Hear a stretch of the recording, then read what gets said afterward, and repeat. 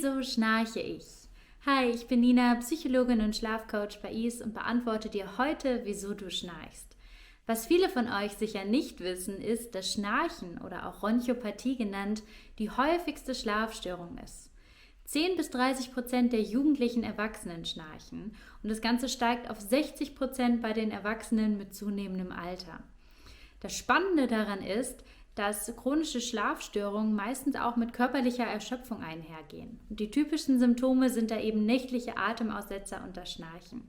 Wenn du diese Symptome überwinden möchtest, dann melde dich doch gerne entweder hier direkt per DM oder aber über is.de.